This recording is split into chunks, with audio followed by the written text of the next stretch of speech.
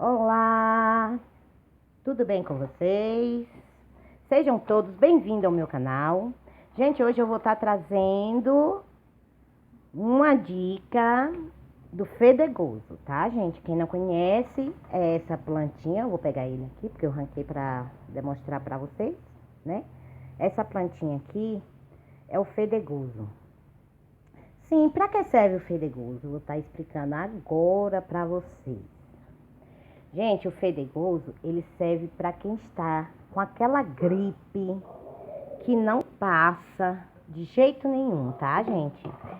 Que você fica ali agoniado com muita tosse, com os broncos muito cheios. Eu vou estar explicando aqui como vocês eliminar a gripe com o fedegoso. Então, gente, vamos lá? Você vai pegar o fedegoso, né?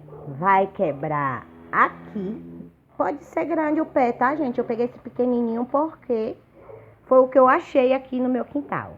Então, você vai quebrar esta raiz, tá? Você vai quebrar aqui assim. Vai lavar ela bem lavada, tá, gente? Lava bem lavada.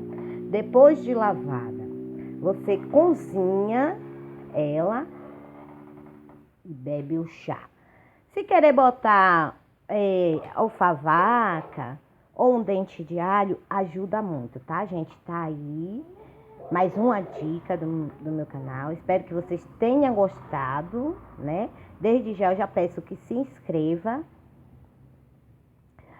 Deixe seu like, aperte o sininho, deixe todas as notificações, que é para mim trazer mais conteúdo para vocês sobre esse tipo de ervas que serve para cura, gente.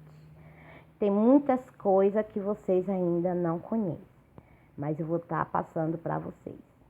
É isso aí. Fica com Deus. Um abraço a todos e muito obrigada.